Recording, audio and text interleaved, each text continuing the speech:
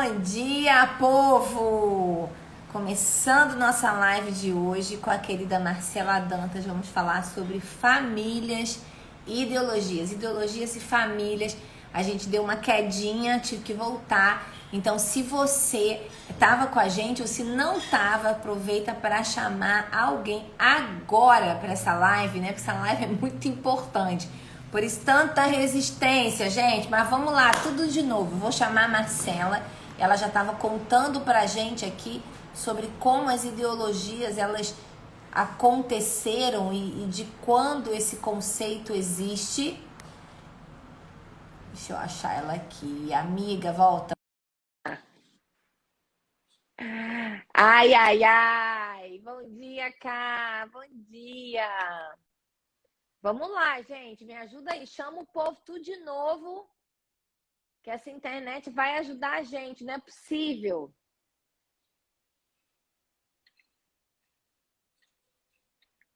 Má, tô te convidando.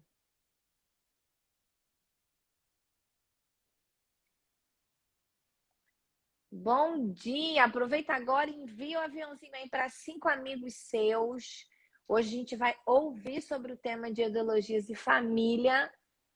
E eu estou esperando você pronta aqui para aprender. Já descobri aqui que o termo ideologia surgiu no século, né, 18, aí, 1700, e a gente tem muita coisa para aprender. Mas eu estou te chamando aqui. Tá aparecendo para você, não? Vê aí, tô mandando, vê se chega. Acho que agora foi. Vê se foi. Mas faz o seguinte, sai e entra de novo na live para ver se dá certo. Tenta sair e entrar. Sai da live, daqui e volta. Ah, Senhor da Glória, ajuda nós aqui. Agora Agora. foi? Foi, amiga. É Meu desse jeito, Deus! acontece. É, Acontece. Essas internets, às vezes, elas fazem isso e tudo para ele, para a glória dele. Mas pode amém, seguir. Você estava amém. falando aí do século XVIII, né? Onde Isso, o conceito nasce. Pode isso, seguir. Pode exatamente. Então, repetir, porque deu uma embananadinha na hora e comeu aham, muito do que você falou. então tá. Então, ideologia é um conceito que vai surgir por volta do século 17, 18. Então, a gente tem aí, de lá para cá, 200, 300 anos desse conceito. É uma coisa relativamente nova, é um conceito novo, né? Mas que vai ter um impacto na humanidade gigantesco, gigantesco. Né? E o que é ideologia?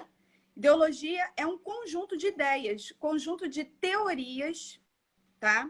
Que visam o quê? O que elas propõem? O que teorias essas ideias propõem? Propõem a construção de uma sociedade ideal, uma sociedade perfeita, onde os problemas da sociedade são superados, né? Então, os ideólogos, eles criam suas ideologias com esse objetivo, o objetivo de transformar a realidade, de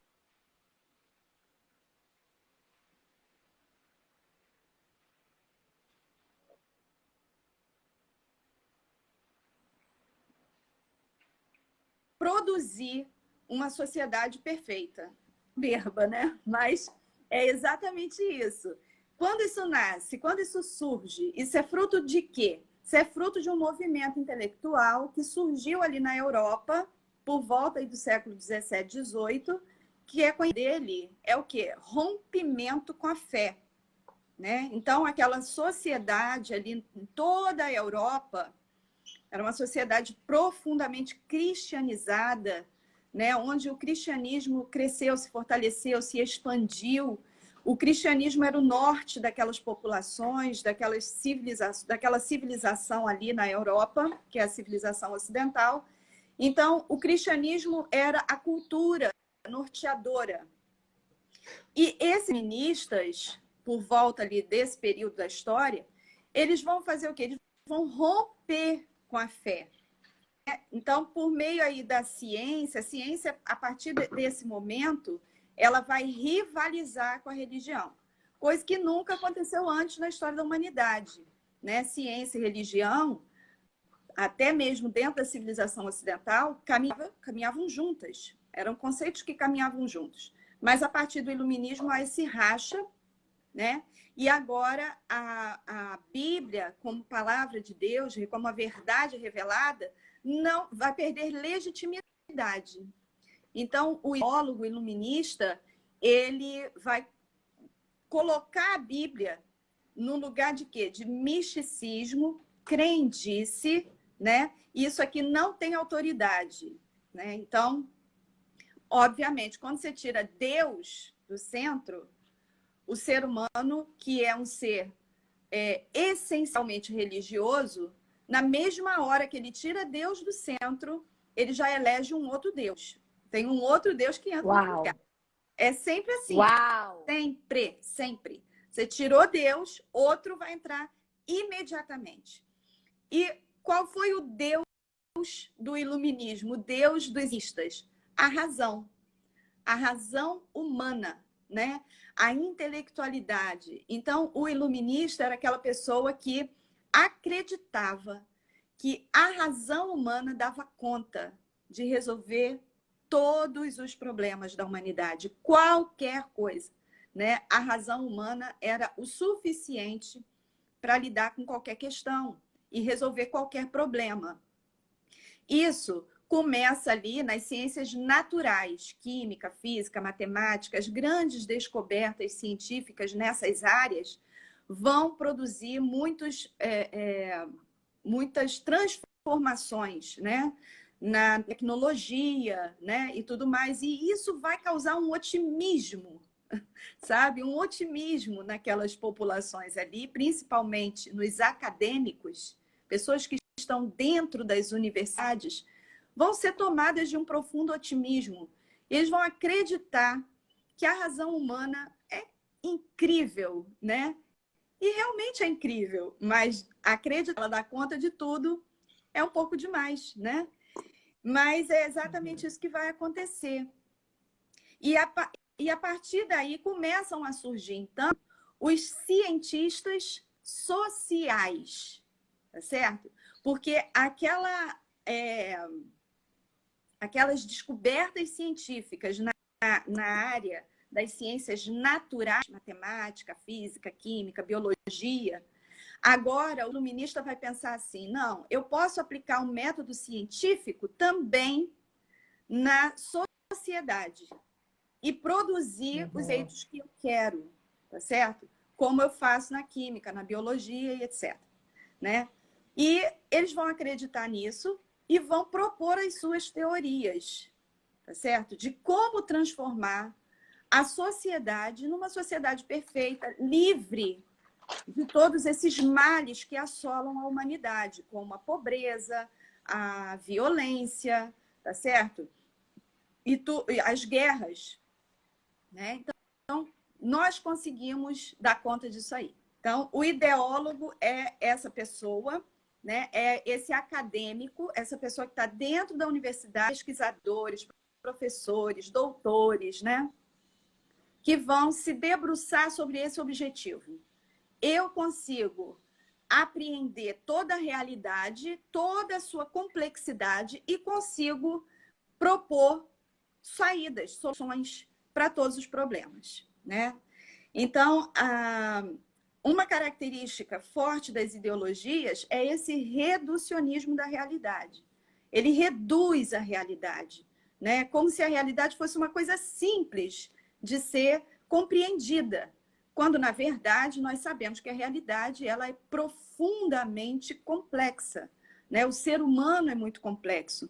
Uma sociedade, uma comunidade, por menor que seja, é extremamente complexa.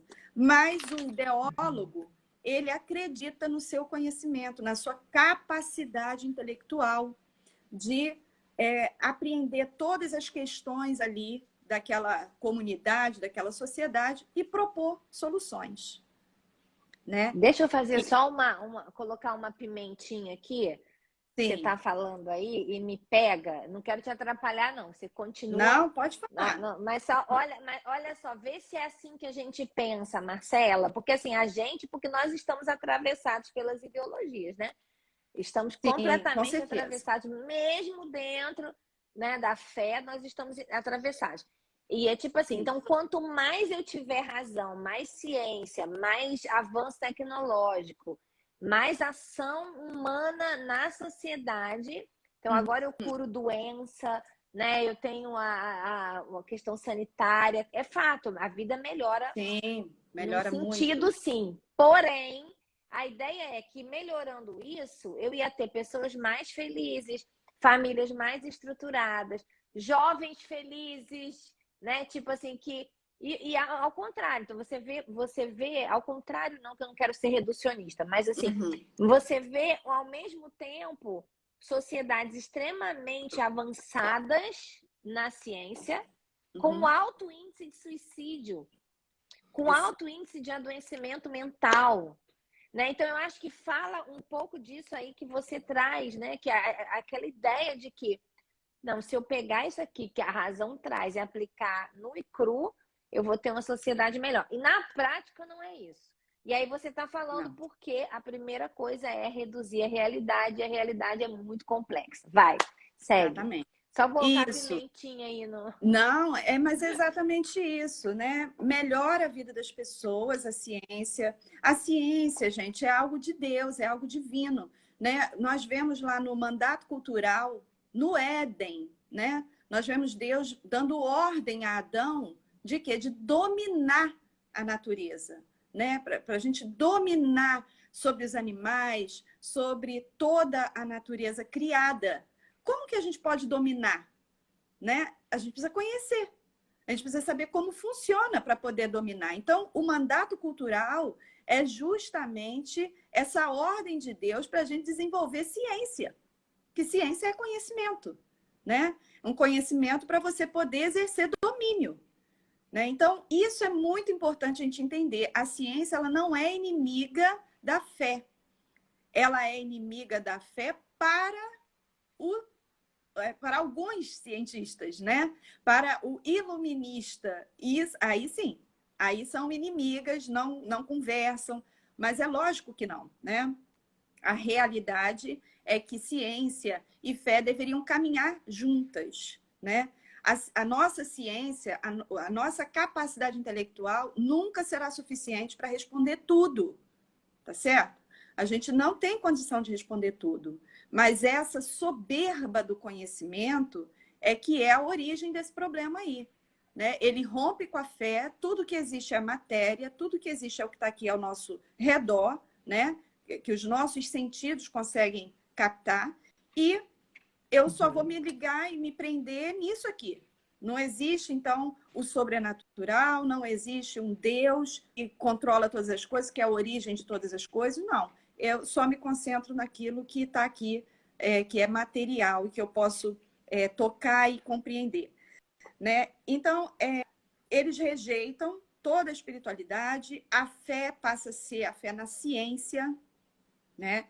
E essa rejeição da Bíblia vai ter também um desdobramento que nós conhecemos bem hoje, né, na nossa sociedade. Porque, veja, se eu não tenho mais um padrão estabelecido de verdade, né, uma verdade absoluta, então, e a verdade agora está no intelecto, na razão do cara que está lá na academia estudando, o cientista, ora, para cada cabeça vai ter uma verdade, né? Cada cientista Uau! vai ter uma verdade diferente. E tanto é assim que você vai ver o número de teorias que vão surgir e que são conflitantes é gigantesco. Quem está certo? Né? Quem está ali fazendo uma descoberta verídica? Não tem como saber, porque cada cabeça é uma verdade. O cara é cientista, ele é acadêmico, ele é um pesquisador. Então, aquilo que ele está colocando no papel é a verdade. E agora? Mas o outro coloca outra verdade diferente. E a gente fica nisso. E como que a ideologia nos afeta? Ela nos afeta porque ela nasce na academia, mas depois ela é aplicada à política.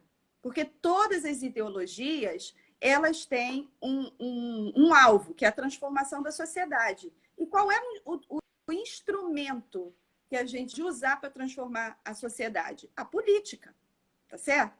Então, nós vamos ter aí as ideologias influenciando diretamente a política e trazendo, então, os seus frutos, né? Que são tenebrosos em alguns casos, né? Então, essa rejeição da verdade absoluta das escrituras, amor, apagou aqui, ela vai ter como fruto o quê? O relativismo, né? Cada um tem uma verdade, para cada um a coisa funciona. Fecha e abre de novo. Né? Então, aqui eu quero falar de duas ideologias principais.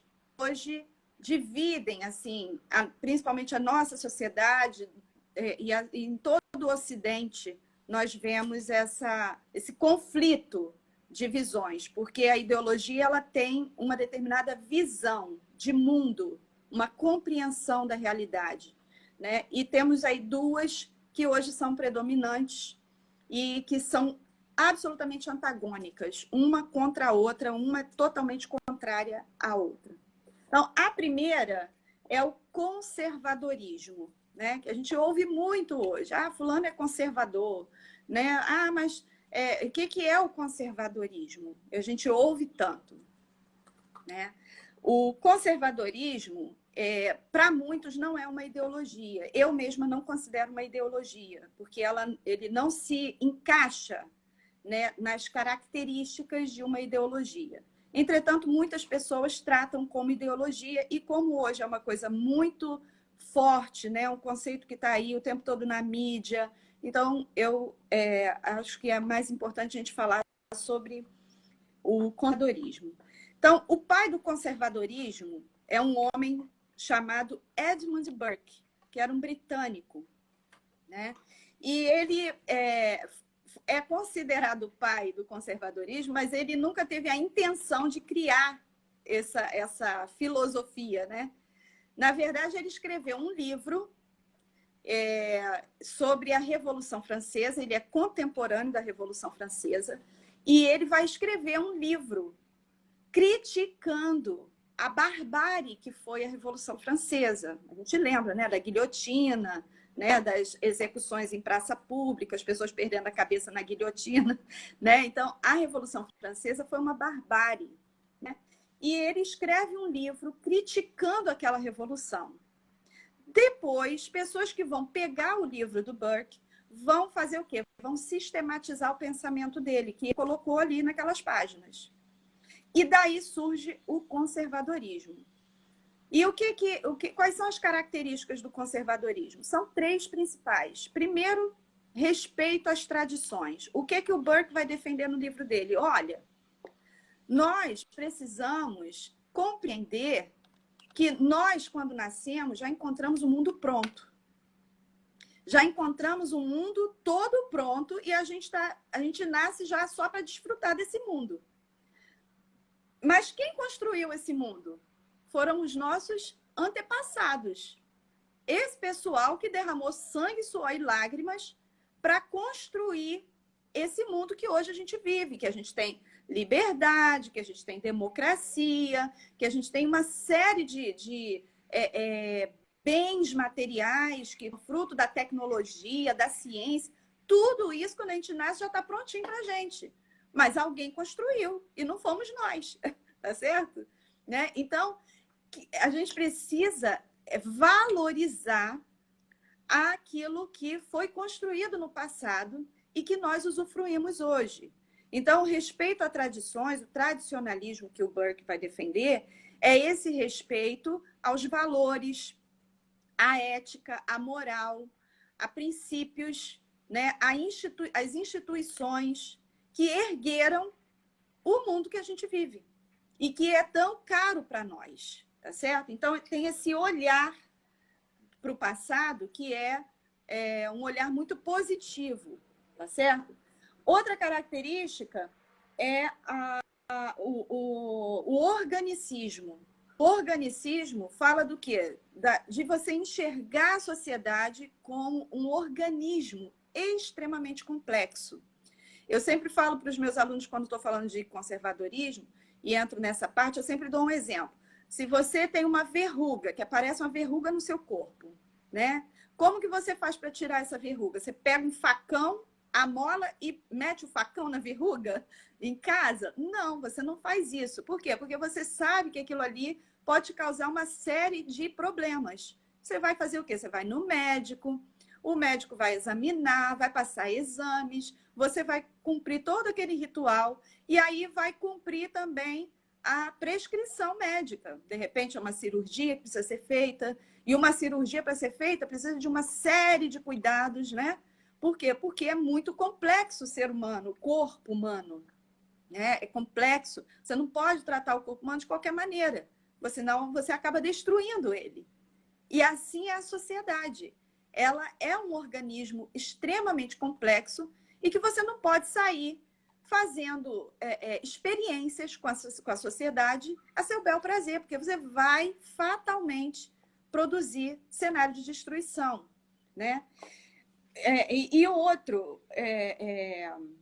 outra, terceira característica, que é o ceticismo, né? Que é aquela desconfiança, né? Não é um ceticismo religioso, é um ceticismo com base numa numa realidade inescapável, que é a realidade da limitação humana, da imperfeição humana, melhor dizendo, né? O ser humano é imperfeito, o ser humano é mau, o ser humano, se deixar ele solto, ele vai produzir só morte e destruição, porque o coração dele é inclinado para o mal.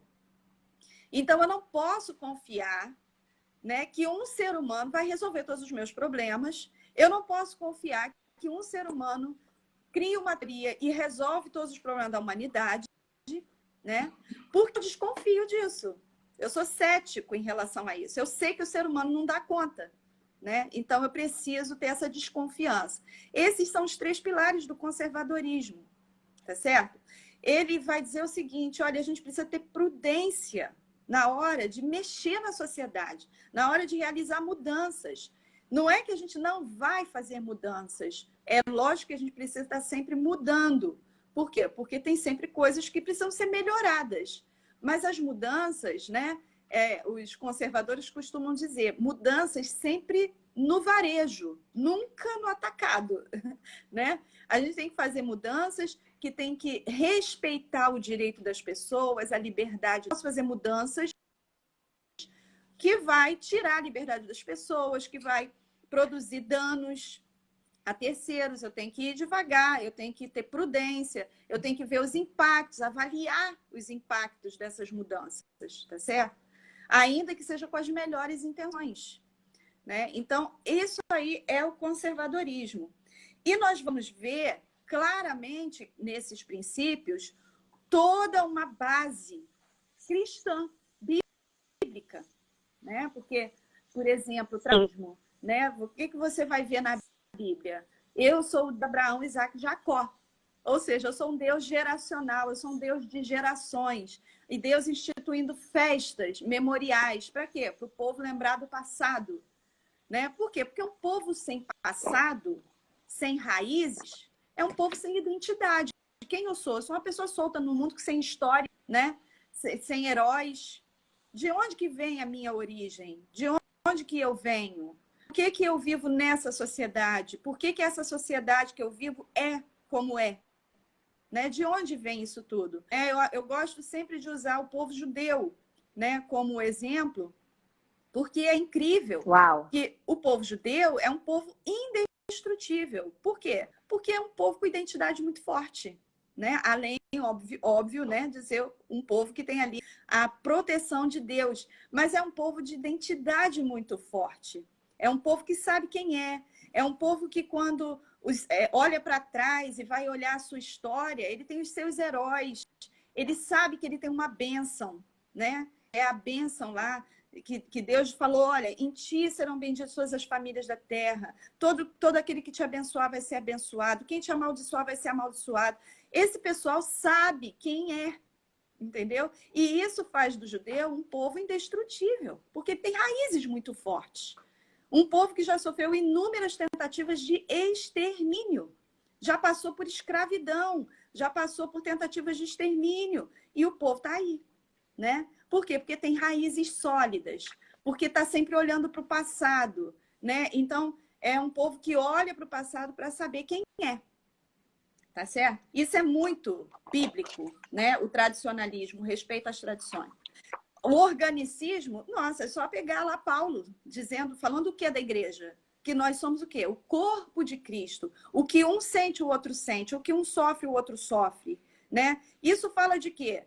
Quando você vai fazer mudanças, por exemplo, na igreja, existe toda uma preocupação. Por quê? Porque eu tenho que pensar como que isso aqui vai afetar o corpo, tá certo? Eu não posso ficar fazendo experiências, né, de forma irresponsável, né? Porque é um organismo complexo. Isso tem respaldo bíblico, né? E, por fim, o ceticismo. Qual é a base do ceticismo? O pecado original, né? Que perverteu o ser humano, né? O ser humano é mau, é mau. E isso é inescapável, não tem como superar, é insuperável, né? Então, o Burke era um cristão, e é porque a marca da sua fé está ali em tudo que ele escreveu, né? Então, daí surge o conservadorismo, dos que vão estudar os escritos de Burke e vão sistematizar o pensamento dele, tá certo? Mas aí a gente vai agora para outra ideologia que é concorrente, que é antagônica ao conservadorismo, que é a ideologia evolucionária, né? Que surge ali também no iluminismo. O que é esse pensamento, esse espírito revolucionário? O revolucionário, ele, ao contrário do conservador, ele olha o passado com um olhar negativo. Ele pensa o seguinte: nós temos uma sociedade que foi erguida sobre determinados valores, pilares, instituições, mas que para eu alcançar aquela sociedade perfeita, né, para eu progredir, para que o progresso flua e nos leve na direção de uma sociedade perfeita, plena, ideal, eu preciso romper com esse passado, né? Por quê? Porque ele me prende nesse formato.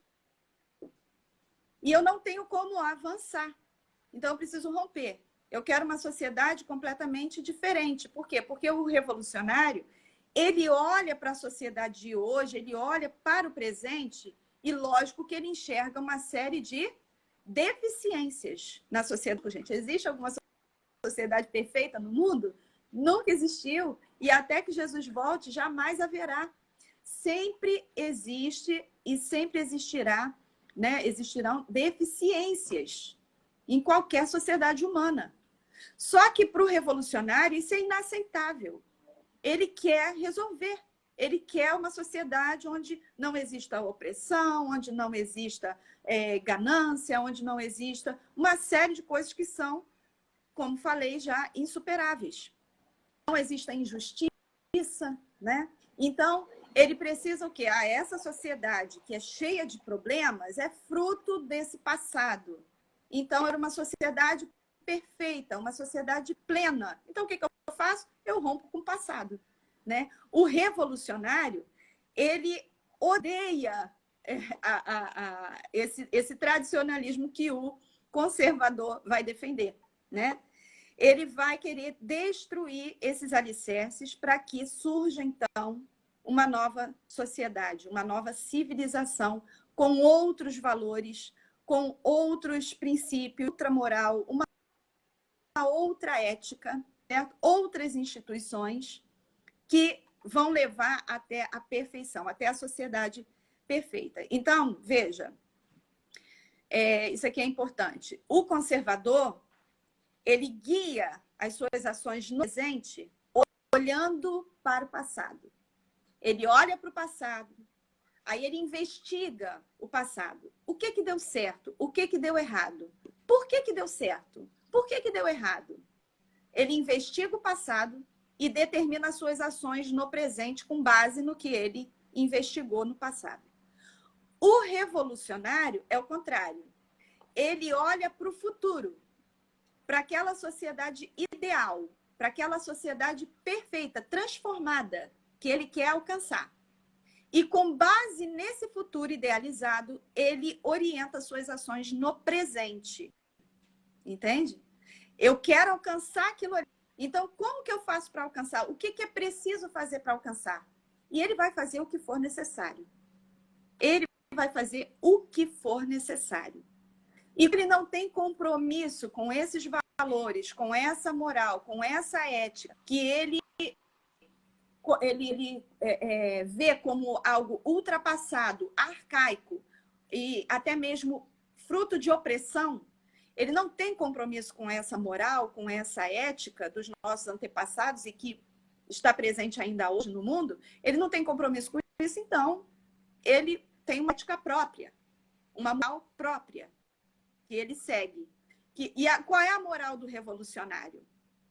O que é certo e errado para um revolucionário?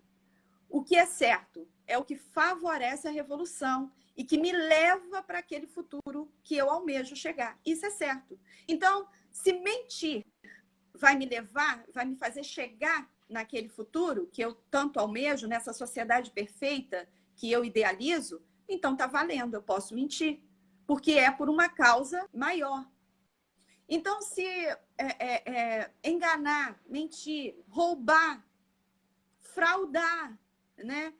Até mesmo matar, se isso vai me levar para esse futuro, está tudo valendo. Essa é a moral do revolucionário, tá certo? E isso não sou eu que estou dizendo, eles mesmos falam, né? Nos seus livros, nos seus escritos, nas suas teorias, eles defendem isso clara e abertamente. Então, essa moral, que é a moral cristã, é tratada como uma moral burguesa, opressora, uma moral que é usada para oprimir, né? Então, quando fala de verdade, de justiça, de integridade, perdão, misericórdia, gente, são valores assim que para um revolucionário não quer dizer nada.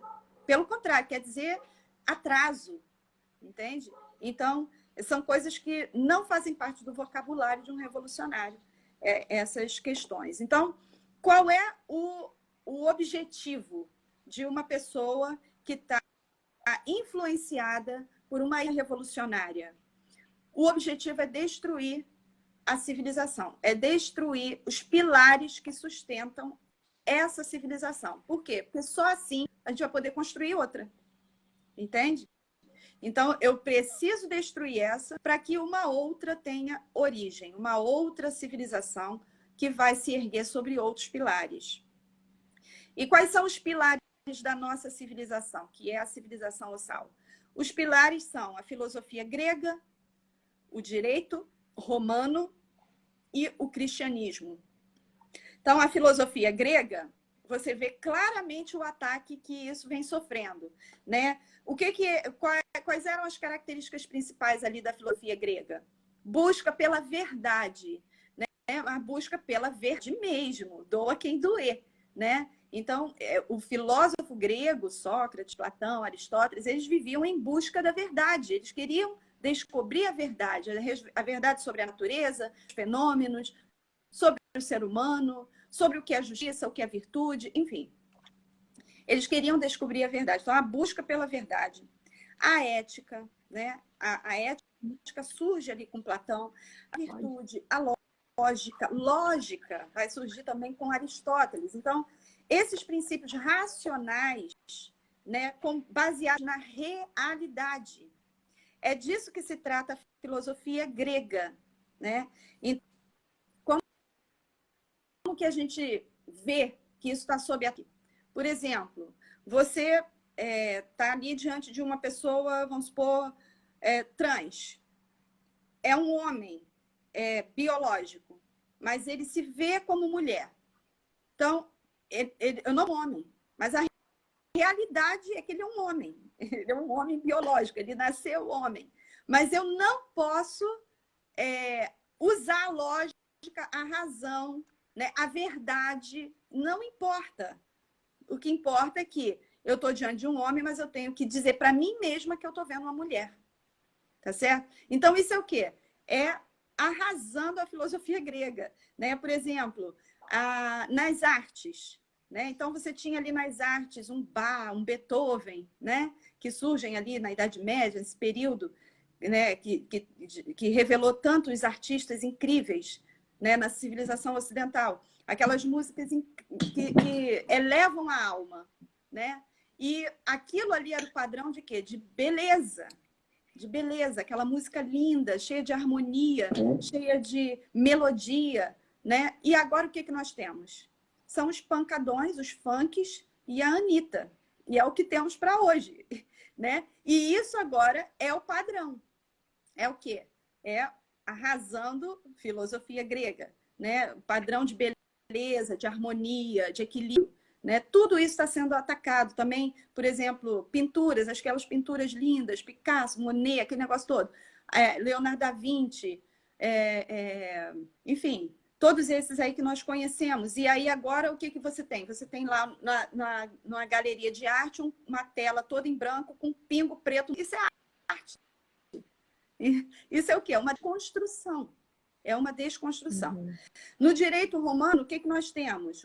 Que é o direito, né? O corpo jurídico que nós temos hoje, na civilização ocidental, ela é uma herança do corpo jurídico que nasce ali no Império Romano, né? Que é o império da lei. Né? De fazer cumprir a lei. A lei que está no papel, ela tem que ser cumprida. Então, você não está sujeito ao arbítrio de ninguém, à vontade de ninguém. É a lei que... Tá certo? E isso também está sendo desconstruído. Né? Com o quê? Com o ativismo judicial. Então, agora você tem juízes que julgam não com base na lei, no que está escrito ali na lei. Eles julgam de acordo com o seu próprio arbítrio, com a sua própria vontade, de acordo com aquilo que ele acredita que é certo e que é errado. E atropelando as leis. Isso também é uma desconstrução de um pilar importantíssimo da civilização ocidental. E, por último, o cristianismo, né? Que é essa cultura de sacrifício, de perdão, né? De misericórdia, de caridade, de amor ao próximo. Isso também está sob ataque, né? Constante. A esperança do porvir. Né? O revolucionário odeia isso. Ele quer um paraíso aqui agora. Ele quer desfrutar de uma sociedade perfeita aqui e agora. Ele não acredita na Bíblia, ele não acredita na esperança do porvir, ele não acredita naquilo que Deus ainda vai fazer e aquela sociedade, aquela nova realidade que Deus vai criar, né? Novos céus e nova terra. Ele não está disposto a esperar. Ele acha que ele mesmo pode produzir isso por meio da ciência e da política. Né? Então, e ele vai fazer o necessário para estabelecer esse plano. Né? E é disso que se trata. E como que isso afeta as famílias? Como que esse pensamento revolucionário afeta as famílias? Afeta diretamente. Por quê? Porque a família é um grande inimigo do pensamento revolucionário. Por quê? Ele não quer destruir esse passado, ele não quer destruir esses pilares, esses valores, esses princípios? Quer. E quem atrapalha o negócio? A família. Por quê? Porque a família reproduz. Uau. Tudo isso. A Uau. família... Exatamente. A família é o inimigo a ser destruído. Por quê? Porque a mãe é que vai criar o filhinho, né? Ali, incutindo na cabeça dele todos esses valores e princípios. Então, ele cria ele vai fazer o quê? Ele vai produzir isso aí. E aí, então, isso não pode acontecer. Então, quando nós vemos, por exemplo, na política, que estão ali insistindo, fazendo de tudo, para quê? Para manter uma criança na escola o dia inteiro, né? Aí, às vezes, a gente inocente, a gente acha assim, poxa, mas que coisa boa, né? A criança fica na escola o dia todo, faz muitas atividades, né? Tem muitos cursos, muitas não sei o quê. A gente acha isso lindo e maravilhoso. Não, meu amor, é o contrário. O seu filho precisa passar tempo é com você que é pai, é com você que é mãe. Porque seu filho está na escola, e principalmente uma escola pública, né? Quem está educando seu filho é o Estado. É o Estado, que Uau! muitas vezes é dirigido por mentes revolucionárias. Né? O nosso governo, em qualquer governo ocidental hoje, está assim de mente revolucionária. Tem um monte, tá certo? Pessoas que querem superar essa civilização, querem superar esse modelo de sociedade e criar um outro novo. Tá cheio. Então a gente precisa ter muito cuidado com isso. Seu filho tem que ficar aí com você. Ele tem que passar tempo com você. Como que a gente percebe claramente o ataque à família? A banalização total do casamento, do divórcio. Isso vem desde onde? Desde ali do iluminismo. Né? A gente vai ver esse movimento rompendo com essas instituições que são basilares da civilização. Então, vamos facilitar. Então, casou, não deu certo, separa. Né? Não precisa investir nada, não precisa fazer sacrifício nenhum. Né? Então, hoje a gente vê isso aí, o casamento totalmente sendo destruído enquanto instituição. A desconstrução das identidades sexuais. Né? Antigamente, você era homem ou mulher, agora não. Agora você pode ser qualquer coisa que você imaginar. Né? De repente, você até cria, né? Não, e é isso que eu acho poderoso do que você está trazendo, porque assim, eu tenho repetido isso, gente. Eu vou até falar, assim, não queria cortar a Marcela porque tá bom demais, mas assim, eu tenho repetido isso. Mais do que protesto, a gente precisa de reforma. E para você reformar qualquer coisa, você precisa compreender. Né? Então, assim, olha a riqueza do que você está trazendo para a gente. Então, assim, o coração, às vezes até do ideológico, né? Porque ele está numa cegueira, né? Ele acredita naquilo. Isso. Ele acredita que realmente o mundo é ruim, cada um tem que ter direito de ser quem ele é. E peraí, calma, gente. Se a pessoa escolher o caminho dela, vai escolher. E tudo bem, ninguém está falando aqui não, mas a gente não pode mudar a verdade, que é homem, que é mulher, né? Que assim, existe uma verdade, entendeu? Então, é muito sério isso, né? Assim, não estou aqui querendo me eximar, não, mas cada um vai escolher seu caminho, né? Sim, mas eu nasci sem saber quem eu sou. Ok, mas você tem um biológico ali, você tem um concreto ali, uma evidência, inclusive científica, né? Do que é. Então, assim, isso é muito sério, porque você começa a diluir, né? Existe um termo muito utilizado que é a sociedade líquida, né? Isso. Essa sociedade líquida que não tem mais uma coisa que é. Não, peraí, tem um monte de coisa que é sim, né? E é assim. Família é isso aqui. Isso é família. Né? Então, existe família, existe homem, existe mulher. Óbvio, se você vai escolher um outro caminho porque quis, porque teve inclinação, porque enfim. Essa história, você tem o direito? Tem. E vai lidar com aquilo ali. Né? Cada um vai lidar. Essa questão do casamento é tão sério, porque assim, mais para frente, quando a gente sair dessa série de lives, eu quero fazer uma live com você para a gente discutir isso, porque a gente tem uma questão hoje muito grande de abuso, né? A mulher, ela não sabe, o homem não sabe o limite entre a tradição e a violência. Uhum. Então, você tem muitas famílias que você tem a realidade do abuso. E a mulher não sabe, muitas vezes, o que faz com aquilo ali. Mas, espera aí, não vai deixar de ser família, você não vai abrir mão do seu casamento na primeira dificuldade, porque eu quero ser feliz. E aí a gente entra numa outra questão, que é a questão do prazer a qualquer custo, né? Que é muito revolucionário isso. Tô com vontade de ter prazer, eu não tô, né? Aí, às vezes, eu vejo, gente, eu morro com isso, eu morro. O cara casado anos com uma pessoa, foi pai dos filhos da pessoa. Deixa eu abrir o coração, gente. Aguenta eu abrir meu coração? Né? Ou a mulher casada, viveu do salário que aquele marido ganhou, ou ao contrário, viveu da família que aquela mulher estruturou. 20 anos casada, aí o cara separa. Aí, hoje em dia, tem Instagram, né? Aí o cara vai pro Instagram e começa a falar que não, porque agora eu sou feliz, agora eu conheci o... Aí eu morro com isso, porque assim, nem respeito a mãe, ao pai dos filhos tem, né? Porque isso é muito sério, é você realmente rasgar toda a verdade a troco de uma coisa que é inalcançável, porque não existe, é o que você começou falando, não existe aqui. Na Terra não existe. Então, esse relacionamento, não estou falando mal, não, mas vai chegar uma hora que a pessoa vai lidar com a realidade, né? E a paixão vai acabar. Mas vamos voltar Isso. aqui para o tema que estava muito bom. E eu já... Você estava falando da banalização do divórcio, estava falando da sexualidade, né? Estava nesse ponto aí. Isso. Isso. Então, a desconstrução, né, das identidades, que também traz essa confusão, principalmente na mente dos jovens, né? E isso também rompe com essa instituição basilar que é a família. Por quê? Porque se eu hoje sou homem, amanhã eu sou mulher, depois da manhã eu sou outra coisa, que eu nem sei dizer o quê, né?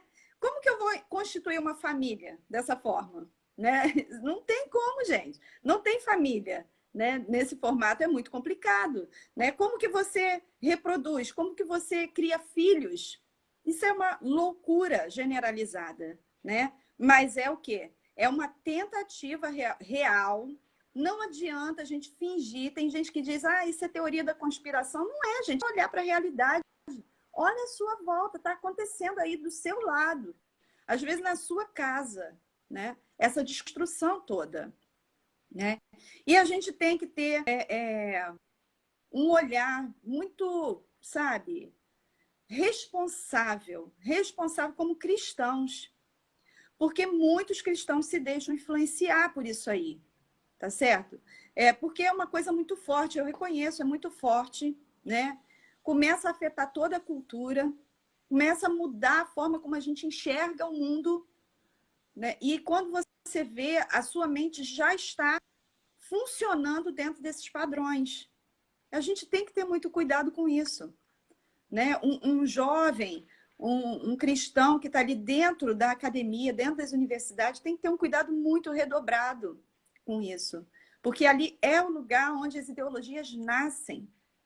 Né? E é interessante você entender outra diferença entre o conservadorismo e as ideologias tradicionais, revolucionárias, é a questão do seguinte: o conservadorismo, ele que é simplesmente é você olhar para a história e identificar ali o que é necessário você fazer para conservar o que foi construído.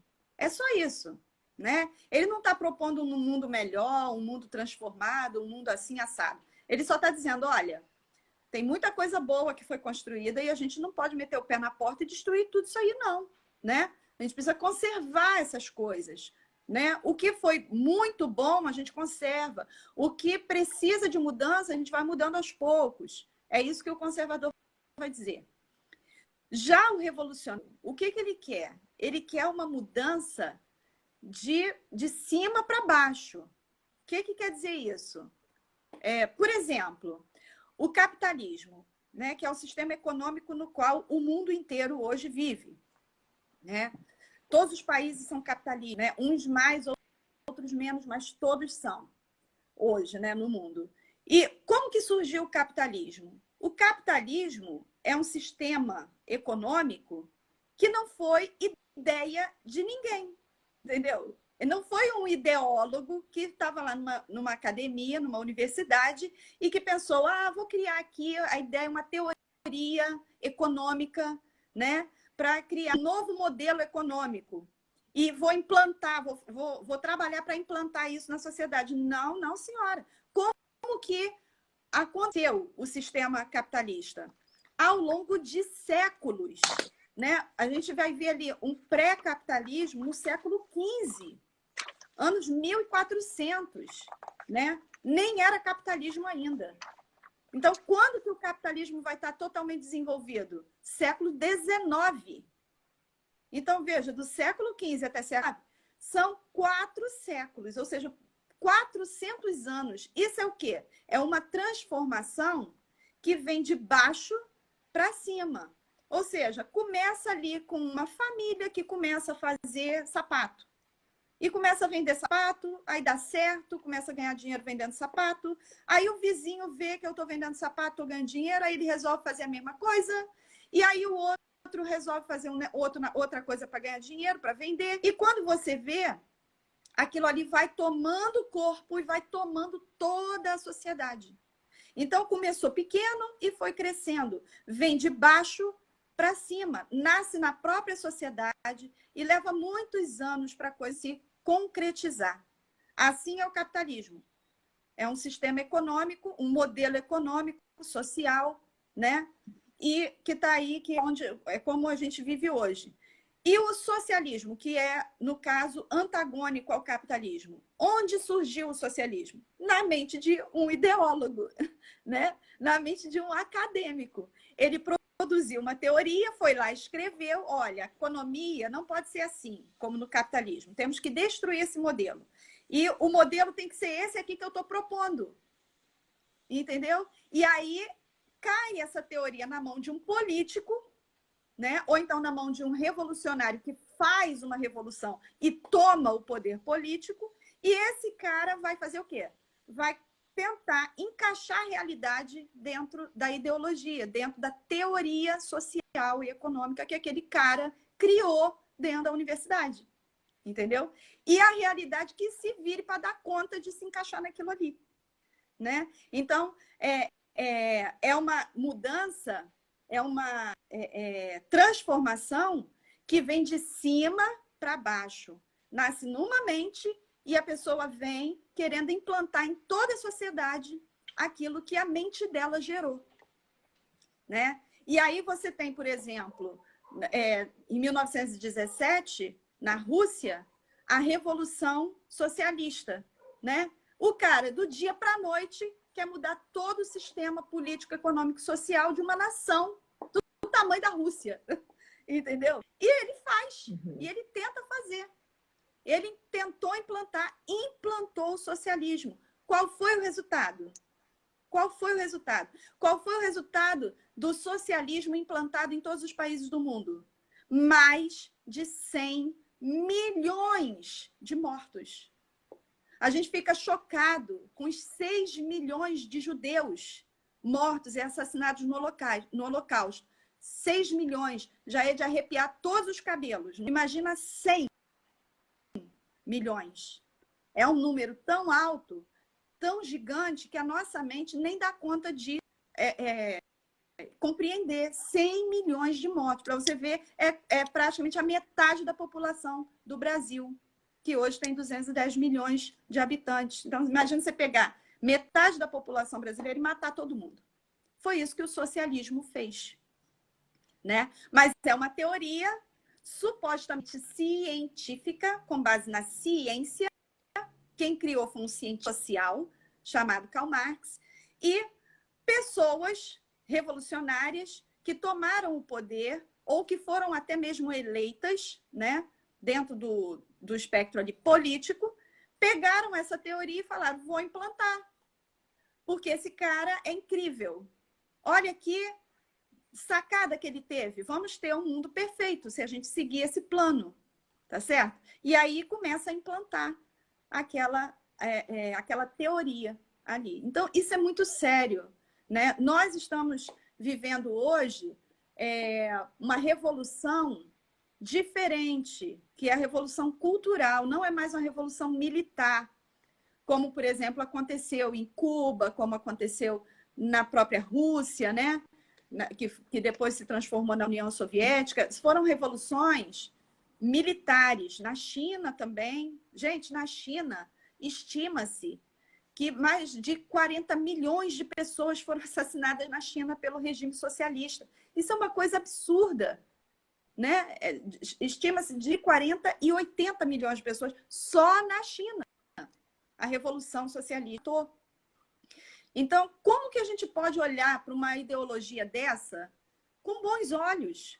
Como que a gente pode olhar para isso e falar assim, poxa, sabe, né? A gente não pode né, implantar alguma coisa disso aqui. Gente, não tem nada que salva dentro da teoria socialista. É tudo terrível, é tenebroso. Né? Por quê? Porque a base dessa teoria está totalmente errada. Qual é a base? A base vou aqui tentar reduzir bem rapidinho para você entender. A base está lá em Rousseau, que foi um filósofo que viveu na França, muito forte dentro do movimento iluminista. Jean-Jacques Rousseau disse o seguinte: o homem nasce bom. Olha aí, o homem nasce bom. Quem o corrompe é a sociedade. Tá certo? Então já começa a confrontar um caminho,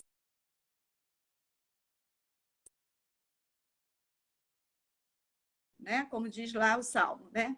Então, justamente, ele já rompe ali. O homem nasce bom. Fica aí que a minha bateria tá acabando. Pode continuar, que eu só vou colocar uma carga aqui. Pode ir. Beleza. Então, como que outra coisa que faz parte também do pensamento revolucionário como base, né? A ideia de que, vamos dizer assim, o pecado original, né? Aquilo que trouxe a perversidade para o coração humano e que traz todo tipo de problema para a humanidade, a propriedade privada, né? Então, também é uma ideia de Jean-Jacques Rousseau. Ele vai dizer o seguinte: quando o primeiro ser humano pisou numa terra e resolveu dizer isso aqui é meu, ali toda a humanidade foi desgraçada, né? Por quê? Porque quando eu digo isso aqui é meu, o outro vai querer também o que eu tenho, o outro vai me invejar, o outro vai ser dominado por ganância, por cobiça, por inveja, e a violência vai brotar disso tudo. Então, o que corrompe o ser humano é a propriedade privada, né? Por isso que ele diz que o problema é quando o homem vive em sociedade. Por quê? Porque aí é do outro, e aí isso vai gerar violência e toda sorte de ímpetos negativos e ruins. Né? E veja, quando a base está toda errada, como que pode nascer alguma coisa boa desse negócio? Né? É como Jesus disse: se a árvore é ruim, como que ela pode dar bom fruto, gente? É disso que se trata. E tem um cristão que vê o socialismo com bons olhos e acha que pode tirar alguma coisa de boa disso aí. Gente, não tem como. É uma árvore ruim. Ela não dá fruto bom. Né? A raiz dela é uma mentira. A origem dela é enganosa. É perversão da verdade. E tem gente que olha para isso e diz assim: não, mas tem coisa que dá para aproveitar. Não tem. Não tem nada que dá para aproveitar. Né? E a gente precisa ter cuidado com os nossos filhos, com a nossa família. Como que eu resisto a isso? Muito fácil você resistir. Quer dizer, muito fácil não, é simples, mas não é fácil. Mas como que eu faço para resistir? Invista no seu casamento. Cuide dos seus filhos. Né? As mães, as mulheres, né? Eu sei que muitas não têm condição, às vezes, de ter um tempo maior com os filhos. Muitas precisam realmente trabalhar. Mas, mãe, e você tem como diminuir a sua carga de trabalho, né? E se dedicar mais à sua maternidade, se dedicar mais aos seus filhos. Dá trabalho para caramba? Dá muito trabalho, né? Exige muito sacrifício. É sacrifício, gente, né? E mas você vai salvar seus filhos, você vai salvar a sua família. Você vai estar resistindo a esse ímpeto revolucionário. Você vai estar resistindo a esse ímpeto destrutivo, que quer destruir essa civilização, né? Você, quando cuida do seu casamento, quando você obedece a palavra, né? Mulher também, falando aqui para as mulheres, mulher seja submissa a seu marido, né? Para de acreditar nessa bobagem de feminismo, gente. Em outro momento a gente pode falar sobre feminismo. Tá tudo errado nesse movimento político. E para de acreditar nisso, para de se deixar influenciar por isso. Seu marido não é seu inimigo, não tá concorrendo com você, não é seu concorrente. Né? Vocês são companheiros, parceiros. Se não são, trabalhe para que se tornem. Né? Então, a gente precisa mudar a nossa maneira de viver a família. né? Deixando essa influência que vem aí de lado, deixando isso de fora, não deixando entrar. Só de fazer isso, já vai estar resistindo.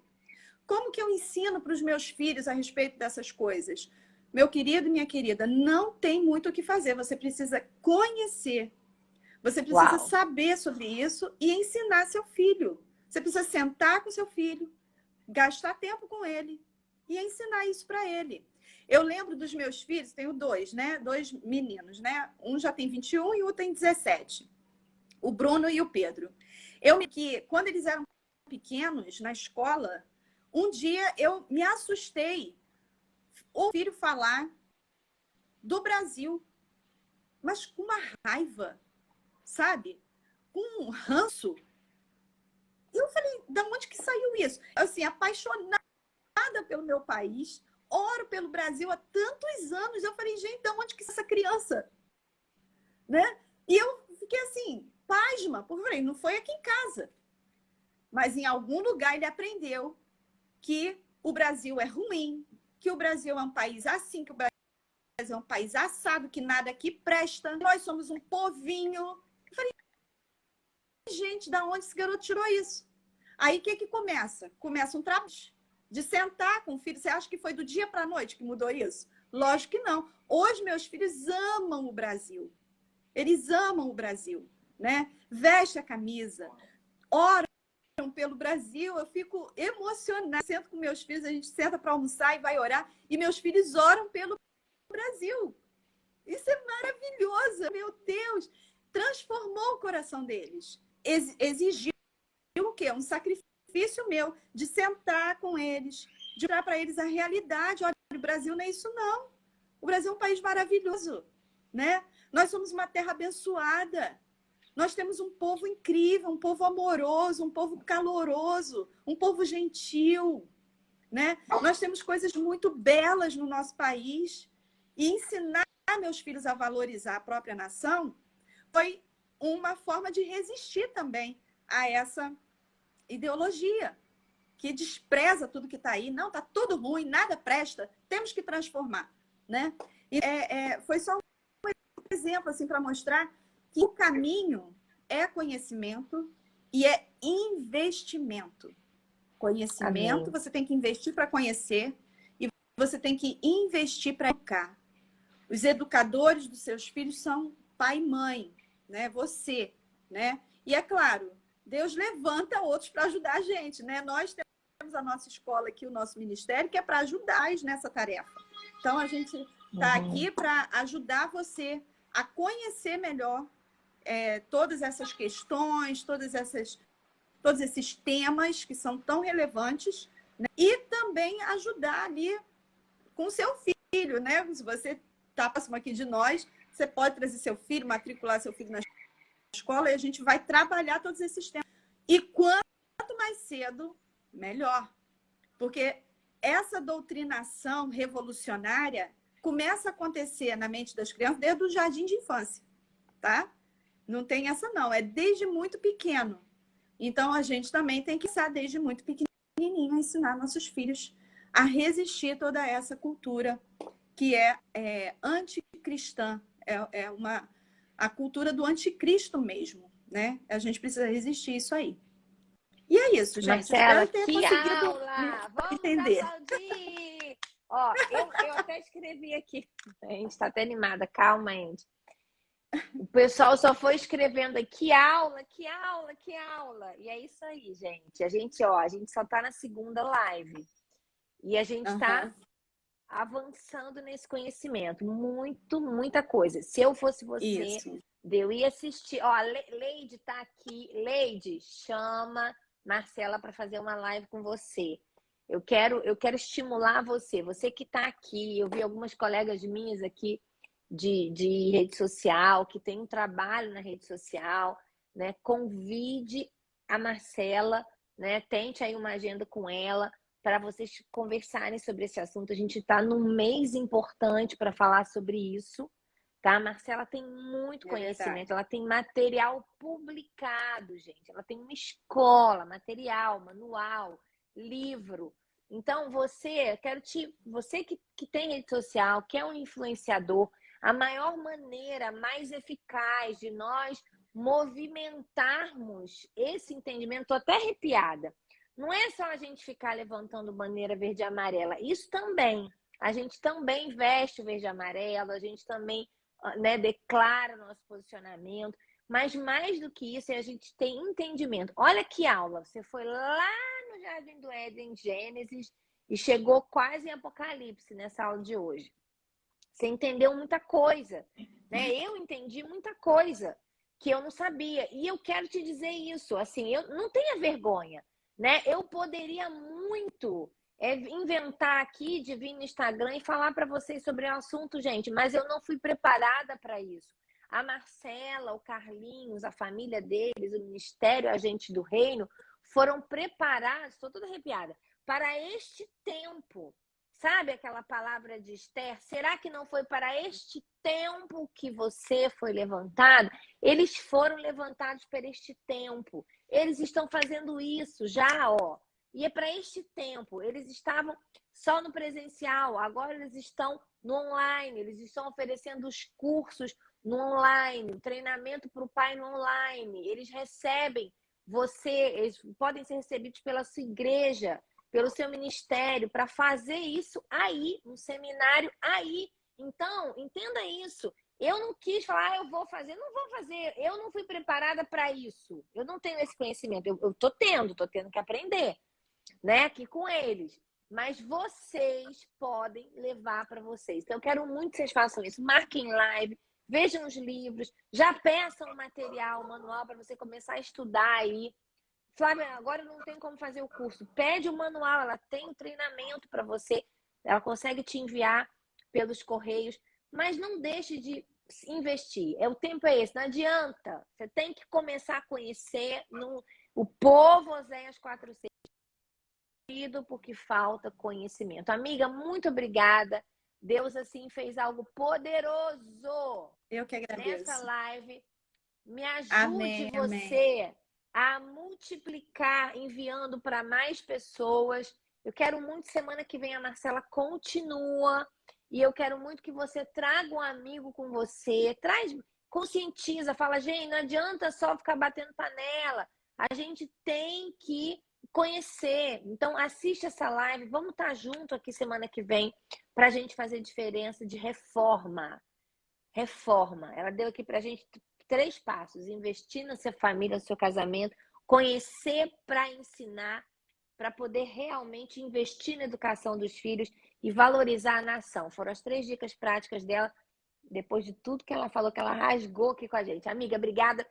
Deixa suas considerações finais. Deixa aqui suas considerações finais. Nós vamos fazer uma foto, gente. Tem que fazer foto. Peraí. Meu Deus. Vamos fazer uma foto bem bonita. Faz a pose aí, Mar, para foto. Estou fazendo. Fotografaram? Agora escreve aí o que mais marcou você. Eu vou deixar minha frase, porque muita coisa me marcou, mas teve uma coisa que ficou muito forte para mim e eu vou postar na minha publicação. Galera, vamos lá? Então, Mar, deixa aí sua mensagem final hoje para a turma, para a gente despedir a galera. Então, o meu conselho é esse, né? Você procure mesmo se capacitar para esse tempo. Como a Flávia falou, a gente precisa conhecer para poder lidar com essa realidade. É uma realidade que bate na nossa porta todo dia, né? Nossos filhos, não tem como a gente proteger eles, impedir que eles sejam alcançados por isso aí, não tem como impedir. Então, o que nós temos que fazer é vaciná-los realmente, e a vacina é o conhecimento. Uau. Então, invista nisso. Invista para que você não perca seus filhos, não perca sua família, e que você resista a toda essa ideologia revolucionária que quer destruir o mundo que foi erguido sobre os pilares do Evangelho. Amém? Uau, muito bom. Deixa eu só te fazer uma última pergunta. A Fernanda fez a pergunta seguinte, eu acho que você já falou muita coisa, mas eu acho que você podia... Gente, vocês ficam aqui comigo que a gente fica, né? A gente faz live de 1h30 e tudo bem. Qual o principal sofisma da esquerda que faz com que os jovens, especialmente os jovens, considerem essa ideia que você falou, né? Direito é uma porcaria, né? E eu vou ficar aqui na esquerda. Você teria alguma uma coisa? Eu sei que são várias coisas, mas uma coisa que você acha que chama mais atenção dos seus alunos, por exemplo, aí? Sim. Hoje, a principal bandeira que se levanta, que a esquerda levanta e que os jovens, atrai, não só jovens, atrai muitas pessoas, é a bandeira da justiça social. Né? O que é a justiça social? Vai se saber, né? Mas justiça social. Então, uma das... o principal valor hoje não, sempre, socialismo, da ideologia socialista, da ideologia de esquerda, é a igualdade. Então, veja, a principal teoria de Karl Marx é o quê? Teoria da luta de classes. Então, o que ele vai dizer nessa teoria? A história da humanidade é a história da luta de classes. Sempre há uma classe dominante, rica, poderosa, que oprime esse que é pobre. Tá certo? E isso ocorre ao longo de toda a história da humanidade, segundo Karl Marx. E o que ele vai dizer? Que isso precisa ser superado, né? Porque isso é o grande mal de qualquer sociedade, é a luta de classe. É essa desigualdade entre classes. Então, o que ele vai propor para resolver? Acaba com as classes, né? Então, não pode haver classes sociais. Todo mundo tem que ser igual, todo mundo tem que ter a mesma coisa.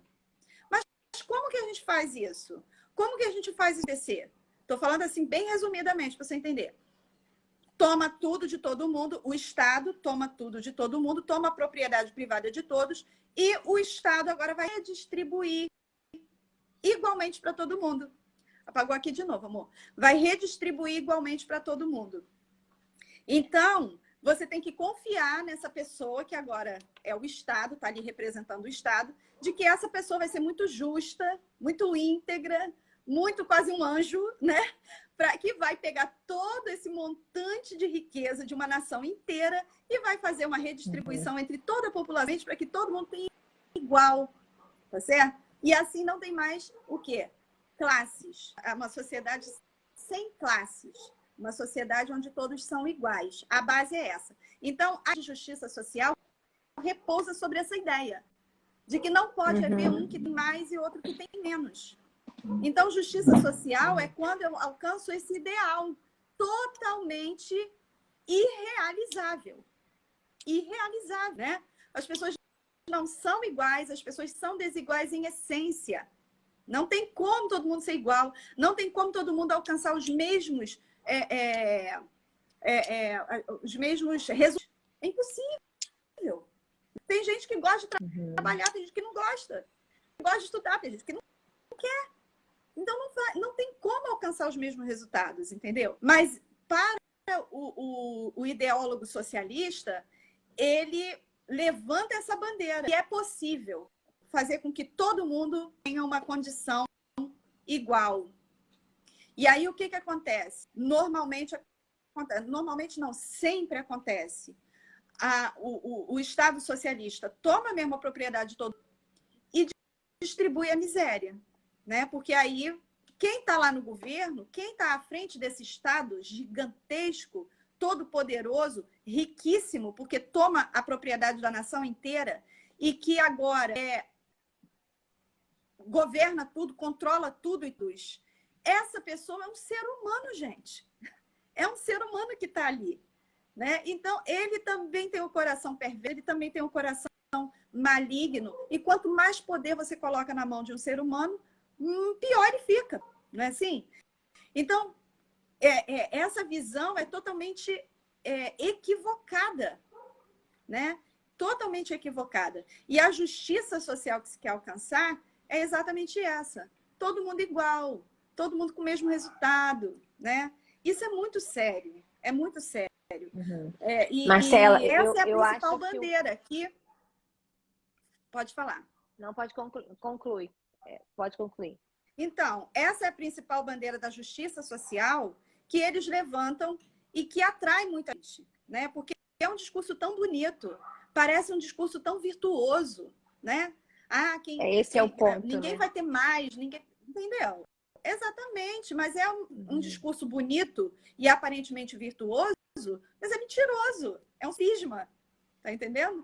Então, a gente precisa entender isso. Nossos jovens precisam ser ensinados na verdade. Essa igualdade que se quer alcançar, ela é absolutamente irrealizável.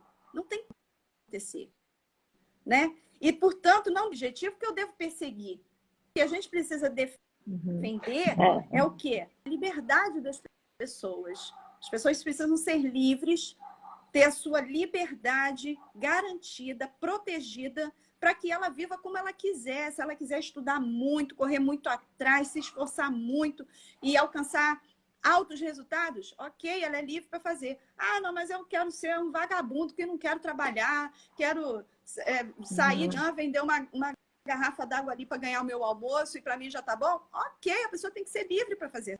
Entendeu? Eu quero viver o mínimo necessário. Ok, quero ter tudo que eu quiser. E aí o princípio, né, da semeadura e da colheita, que é um princípio universal, né?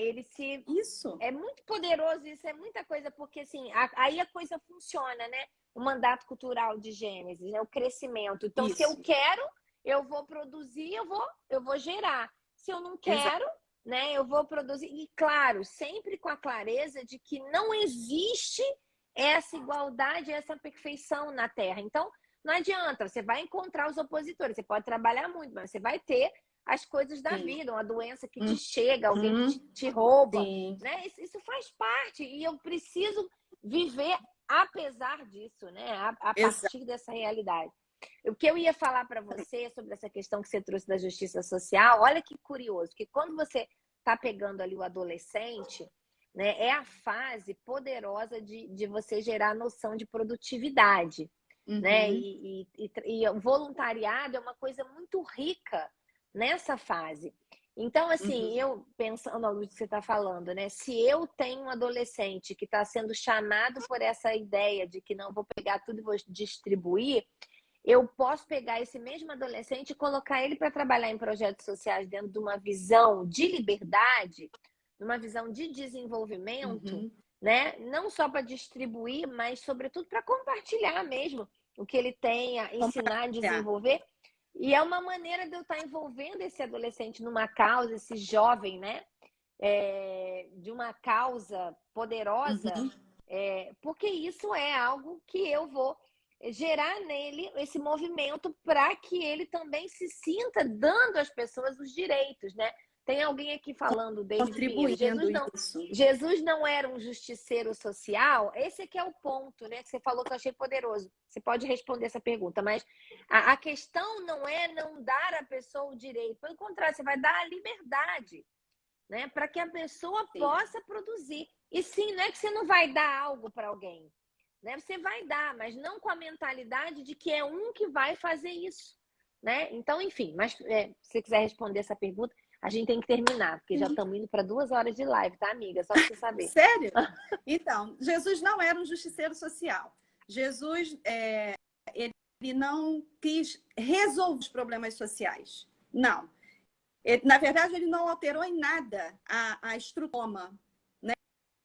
O Império Romano ainda durou 5 séculos depois do advento de Jesus Cristo.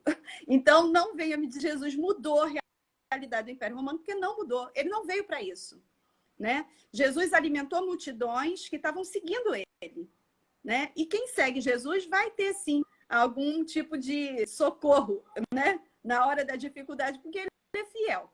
Mas Jesus não veio para mudar as estruturas, Jesus não veio para transformar a sociedade, nem a igreja tem esse papel. Veja a igreja viva.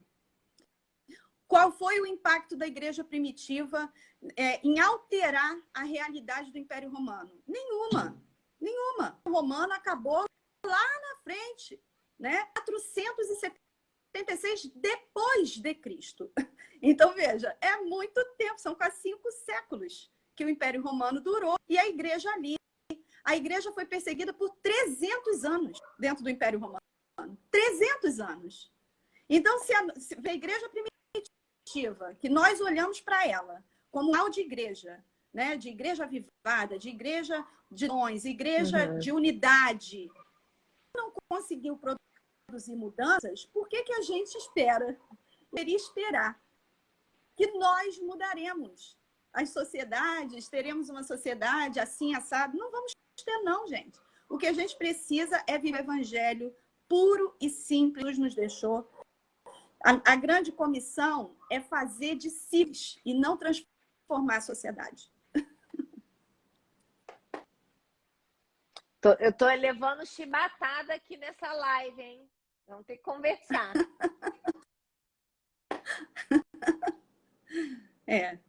Muitas vezes a gente tem, a gente acaba sendo contaminado mesmo por essa visão.